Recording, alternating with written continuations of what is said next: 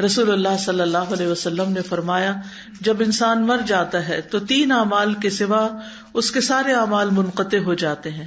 Number 1 صدقہ جاریہ، number 2 وہ علم جس سے فائدہ اٹھایا جائے، اور نمبر 3 نیک اولاد جو اس کے لیے بعد میں دعائیں کرتی رہے.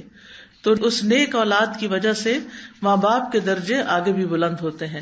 جب کسی کا درجہ بلند ہوتا ہے یعنی برزخ میں، تو وہ پوچھتا ہے کہ میرا یہ درجہ کس وجہ سے بلند ہوا، تو بتایا جاتا ہے کہ تمہاری اولاد کی دعا کی وجہ سے، یعنی تمہیں اپ گریڈ کر دیا گیا ہے.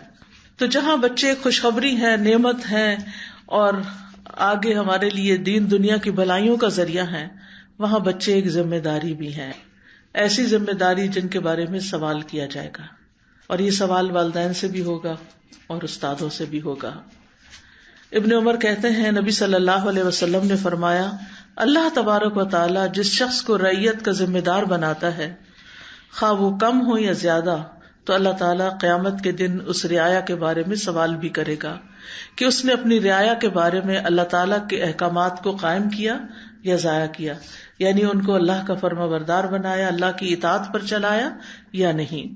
لیکن بچے والدین کے علاوہ استادوں اور باقی معاشرے کی بھی ذمہ داری ہوتے ہیں. رسول اللہ صلی اللہ علیہ وسلم نے فرمایا میں ہر مومن کے لیے اس کی اپنی ذات سے بھی زیادہ قریب ہوں، پس جو شخص قرض یا چھوٹی اولاد چھوڑ کر جائے تو ان کی پرورش میری ذمہ ہے. یعنی حکومت وقت کی ذمہ داری بھی بنتی ہے کہ وہ بچوں کی صحیح تربیت اور تعلیم کا انتظام کرے. پھر اسی طرح اگر کوئی نسلوں کی حفاظت نہ کرے تو اس کی مذمت بھی کی گئی ہے. قرآن مجید میں آتا ہے وَيُهْلِكَ الْحَرْثَ وَالنَّسْلَ وَاللَّهُ لَا يُحِبُّ الْفَسَادَ، یعنی جو نسل اور حرث کھیتی میں فساد کرے تو اللہ تعالیٰ ایسے مفسد کو پسند نہیں کرتا. بچوں کے حقوق ضائع کرنے والوں کے لیے وعید بھی ہے. رسول اللہ صلی اللہ علیہ وسلم نے فرمایا کوئی ایسا بندہ جسے اللہ کسی رعایا کا نگران بناتا ہے، اور بچے جو ہیں وہ ہماری رعایا ہیں، یعنی کہ کلکم راعٍ وکلکم مسئول عن رعیتہ. اسی حدیث میں آگے جا کے آتا ہے والمرأة راعیۃ فی بیت زوجہا ومسئولۃ عنہا، کہ عورت اپنے شوہر کے گھر میں نگران ہے اور اس سے اس کے بارے میں سوال کیا جائے گا. تو گھر میں ظاہر ہے کہ بچے ہوتے ہیں تو بچوں کی ایک طرح سے نگرانی اس کی ذمہ داری ہے. فرمایا کہ اگر کوئی نگران اس حال میں مرتا ہے کہ وہ اپنی رعیت سے دھوکہ کرنے والا ہے تو اللہ اس پہ جنت حرام کر دیتا ہے. یعنی ان کے انٹرسٹ اور ان کے حقوق کی صحیح حفاظت کرنا بھی لازم ہے، چاہے والدین ہوں یا استاد ہوں. اب یہ ہے کہ وہ اپنی ذمہ داری کس طرح پوری کریں. تو اس سلسلے میں یہ یاد رکھنا چاہیے کہ بچے فطرت پر ہوتے ہیں، وہ بڑوں سے سیکھتے ہیں. یعنی ان کو سکھانے کے لیے، ان کی تربیت کرنے کے لیے ہمیں ان کے سامنے رول ماڈل بننا ہوگا. جو باتیں ہم ان میں چاہتے ہیں کہ وہ کریں وہ کر کے دکھانی ہوگی. یعنی بچے اگر ایسے ناپسندیدہ کام کرتے ہیں جو والدین کو ناخوش کرتے ہیں تو والدین فوراً ان کو ڈانٹنا شروع کر دیتے ہیں یا ناراض ہونا شروع کر دیتے ہیں. لیکن والدین کو یہ سوچنا چاہیے کہ انہوں نے یہ چیزیں سیکھی کہاں سے ہیں، یہ باتیں کہاں سے آئی ہیں. تو ظاہر ہے کہ جب چھوٹے ہوتے ہیں بچے خاص طور پر تو وہ جو کچھ سیکھتے ہیں گھر سے ہی سیکھتے ہیں. ان کا جو مخصوص رویہ ہوتا ہے وہ ان کے ماحول کا نتیجہ ہوتا ہے. جو کچھ وہ محسوس کرتے ہیں، جو وہ دیکھتے ہیں، جو وہ سنتے ہیں، جو وہ کرتے ہوئے اپنے آس پاس پاتے ہیں. تو بچوں کی فطرت کا انحصار ان کے بڑوں پر ہے کہ ہر بچے کو اللہ تعالیٰ تو مسلمان ہی پیدا کرتا ہے، لیکن والدین اس کو یہودی یا عیسائی یا مشرک بنا دیتے ہیں. تو والدین اور استادوں کی ذمہ داری بنتی ہے کہ بچوں کے ذہن میں صحیح طور پر توحید کا عقیدہ جو ہے وہ راسخ کرے، جس کی مثال ہم حضرت ابراہیم علیہ السلام، حضرت اسحاق علیہ السلام، حضرت یعقوب علیہ السلام کے اندر دیکھتے ہیں کہ انہوں نے آخر دم تک اس چیز کی کوشش کی جس کی گواہی یوسف علیہ السلام کی وہ اسپیچ دیتی ہے جو انہوں نے جیل خانے میں ان 2 لوگوں کے سامنے کی جو ان سے خواب کی تعبیر پوچھنے کے لیے آئے تھے کہ وَاتَّبَعْتُ مِلَّةَ آبَائِي إِبْرَاهِيمَ وَإِسْحَاقَ وَيَعْقُوبَ وَمَا كَانَ لَنَا أَن نُشْرِكَ بِاللَّهِ، ہمارے لیے یہ درست نہیں کہ ہم اللہ کے ساتھ کسی کو شریک ٹھہرائیں. تو بڑے جو ہیں وہ بچوں کے لیے ایک رول ماڈل ہوتے ہیں. ام المومنین عائشہ رضی اللہ تعالی عنہا کہتی ہیں کہ میں نے عادات، چال چلن اور بات چیت میں رسول اللہ صلی اللہ علیہ وسلم سے سب سے زیادہ مشابہ فاطمہ رضی اللہ عنہا کے علاوہ کسی کو نہیں دیکھا. تو ظاہر ہے کہ حضرت فاطمہ نے یہ سب کچھ کہاں سے سیکھا؟ اپنے گھر میں سیکھا، اپنے والد سے سیکھا. یعنی کس کس چیز میں؟ عادات میں، چال چلن میں اور بات چیت میں. اسی لیے وہ جنت کی عورتوں کی سردار ہوں گی، اپنے اس اخلاق اور ان طور طریقوں کی وجہ سے جن کی جھلک ان کے کردار کے اندر پائی جاتی ہے، جو انہوں نے رسول اللہ صلی اللہ علیہ وسلم سے سیکھے تھے.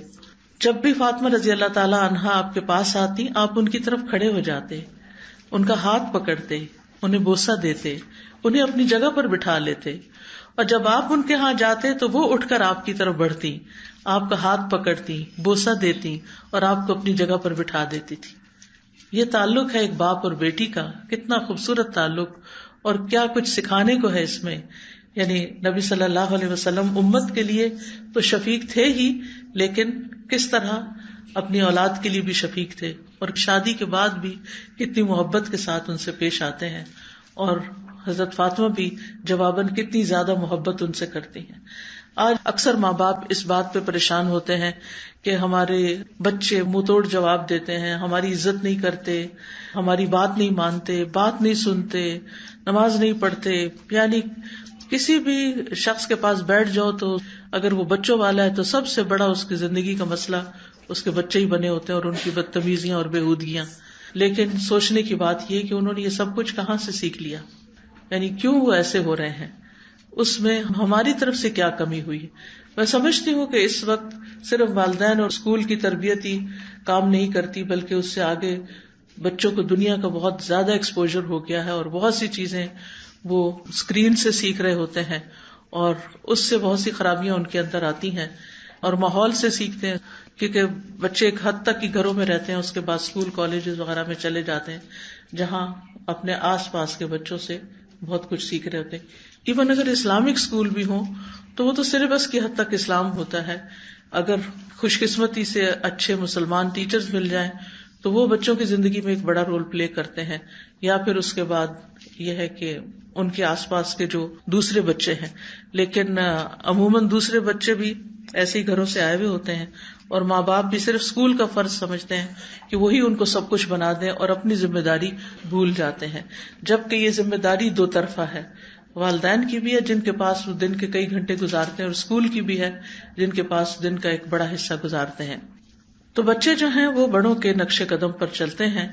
حضرت انس کہتے ہیں کہ ایک آدمی نے رسول اللہ صلی اللہ علیہ وسلم کی دعوت کی تو میں بھی آپ کے ساتھ چل پڑا. آپ کے سامنے شوربہ رکھا گیا جس میں کدو پڑے ہوئے تھے. رسول اللہ صلی اللہ علیہ وسلم اس میں سے کدو کھانے لگے. آپ کو کدو بہت پسند تھا. انس کہتے ہیں کہ جب میں نے یہ دیکھا تو میں کدو آپ کے سامنے کرنے لگا، میں نے وہ خود نہ کھائے تاکہ آپ کھا لیں، آپ کو پسند ہے. فرماتے ہیں کہ اس کے بعد میں ہمیشہ کدو پسند کرنے لگا.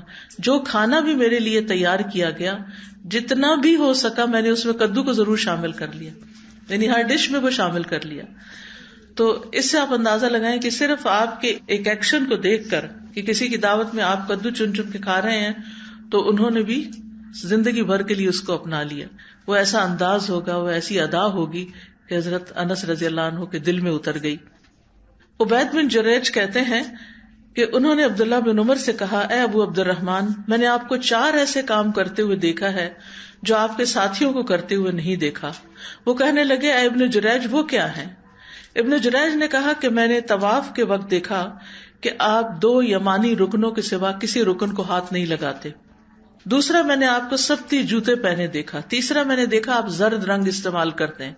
چوتھا، میں نے دیکھا کہ جب آپ مکہ میں تھے لوگ ذی الحج کا چاند دیکھ کر احرام باندھنے لگتے، آپ 8ویں تاریخ تک یوم تربیہ تک احرام نہیں باندھتے تھے. تو عبداللہ بن عمر نے جواب دیا کہ دوسرے ارکان کو تو میں اس لیے نہیں چھوتا کیونکہ میں نے رسول اللہ صلی اللہ علیہ وسلم کو یمانی رکنوں کے علاوہ کسی رکن کو چھوتے ہوئے نہیں دیکھا. سبتی جوتے میں اس لیے پہنتا ہوں کہ میں نے دیکھا کہ رسول اللہ صلی اللہ علیہ وسلم ایسے جوتے پہنے ہوئے تھے جن پر بال نہیں تھے، آپ انہی پر وضو کرتے تو میں بھی انہی کو پہننا پسند کرتا ہوں. زرد رنگ کی بات یہ ہے کہ میں نے رسول اللہ صلی اللہ علیہ وسلم کو زرد رنگ رنگتے ہوئے دیکھا، میں بھی اسی رنگ سے رنگنا پسند کرتا ہوں. اور احرام باندھنے کا معاملہ یہ ہے کہ میں نے رسول اللہ صلی اللہ علیہ وسلم کو اس وقت تک احرام باندھتے ہوئے نہیں دیکھا جب تک آپ کی اونٹی آپ کو لے کے چلنا پڑتی، یعنی 8ویں تاریخ کو. تو اب آپ دیکھیں کہ چاروں چیزوں میں وہ کیا بتاتے ہیں کہ میں کیوں کرتا ہوں، کیونکہ میں نے رسول اللہ صلی اللہ علیہ وسلم کو کرتے ہوئے دیکھا ہے. ٹھیک ہے آپ کا اتباع اور آپ کی سنت کو فالو کرنا دین کا ایک حصہ ہے، لیکن اس سے آپ اندازہ لگائیں کہ بہت سی چیزیں صحابہ نے صرف دیکھ کے سیکھی ہیں، آپ نے فرمایا نہیں. وہ صرف نوٹ کرتے تھے، دیکھتے رہتے تھے کہ کیا ہو رہا ہے، اور جو دیکھتے تھے وہی کرنے لگتے تھے. آج بچے کیوں نہیں کرتے؟ کیونکہ ہم بڑے نہیں کرتے. جب تک ہمارے اندر وہ اخلاق نہیں آئے گا، ہمارے اندر وہ ذمہ داری نہیں آئے گی، جب تک ہمارے اندر وہ سب کچھ نہیں آئے گا جو ہم بچوں میں لانا چاہتے ہیں، تو پھر بچے بھی وہ نہیں کریں گے.